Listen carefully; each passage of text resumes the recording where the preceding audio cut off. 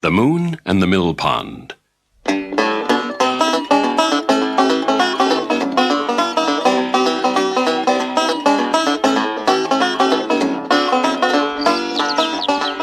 There was often trouble among the animals. They quarreled and argued and cheated and tricked each other. And it was nearly always Brer Rabbit's fault.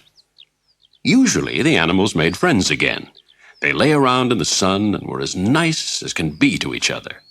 But when things were peaceful and quiet, Brer Rabbit was bored.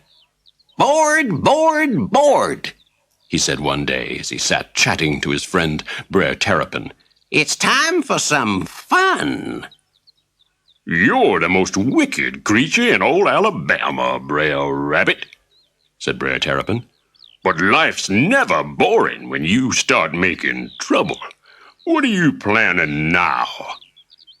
Brer Rabbit looked shocked. "Who said I was going to make trouble? I was only going to suggest a fishing trip to the old Millpond." But there was a wicked glint in his eyes.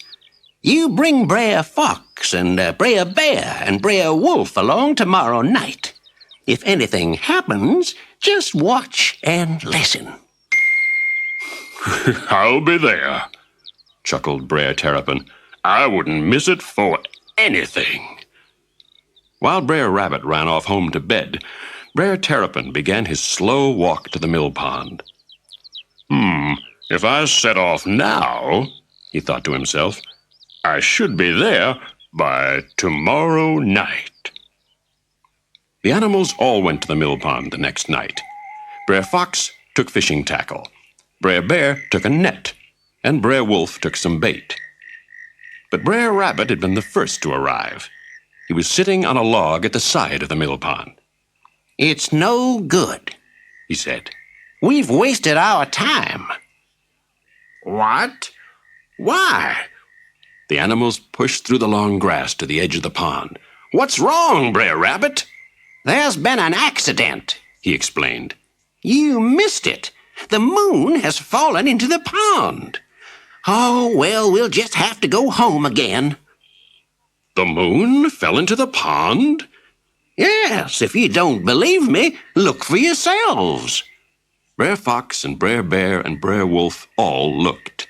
And sure enough, there was the moon, swinging and swaying at the bottom of the pond. "But I wanted to catch some perch," said Brer Fox. "And I wanted to catch a pike," said Brer Bear. "And I was going to catch a trout," said Brer Wolf. "and eat it for supper." "And I was after minnows," said Brer Terrapin. "What were you after, Brer Rabbit?" And the two creatures winked at each other. "It's very disappointing, I can see that," said Brer Rabbit. "But nobody will catch anything in here tonight unless we get that moon out. It'll scare off every fish in the pool." They all scratched their heads and waited for Brer Rabbit to have a good idea. Brer Rabbit was always full of good ideas. "I've got it," he said at last. "I'll run around to the Mud Turtle's house and borrow a big net. We'll need something strong and big to pull out the moon. It's solid silver, you know. Wait for me. Don't do anything till I get back." And with a flash of his white tail, Brer Rabbit was gone. At least he seemed to have gone. Only Brer Terrapin noticed the tips of two ears just showing above a nearby bush. "Solid silver, eh?" he thought out loud. "Just think what that is worth." All at once, Brer Bear was reaching for his net. "Quick, before Brer Rabbit comes back, let's get the moon out and share it between us." Brer Fox and Brer Wolf watched eagerly as Brer Bear reached for the moon. At first, he thought he might be able to reach with his paw, but as he lay on his stomach and splashed, the moon seemed to drift further out into the lake. "It's no good," he said. "I'll have to use my net." Not wanting to get their feet wet, they stood on the bank and threw the net out over the glistening moon, then heaved it ashore. But there was no moon in the net.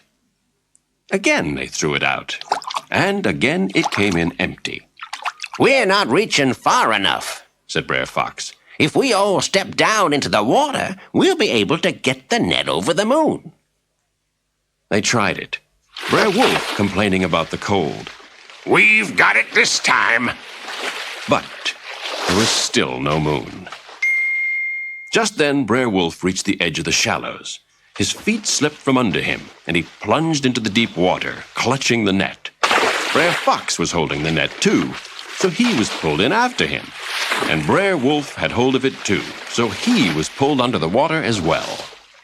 With all the splashing they made, the silver reflection of the moon in the bottom of the mill pond broke into 1,000 pieces and melted away.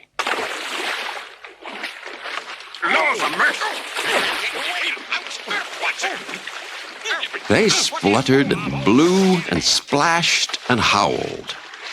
Brer Rabbit laughed so much that he rolled out of the bushes, and Brer Terrapin hid his head inside his shell so that no one could see him grinning. By the time they reached the bank, Brer Bear and Fox and Wolf were all quarreling and arguing and blaming each other. "You pulled me under." You should have let go. "Whose idea was it anyway?" I got mud in my boots. Brer Rabbit smiled. "That's better." He thought to himself. Then he helped the soggy animals out of the pond one by one. They looked at him darkly, knowing he was somehow to blame. Darned rabbit. Said Brer Wolf, looking up at the moon in the sky. You never said what you wanted to catch this evening, Brer Rabbit, giggled Brer Terrapin. "Didn't I?" said Brer Rabbit. "Well, I thought I'd catch out a fool or two. And with the moon for bait, I reckon I had a pretty successful evening."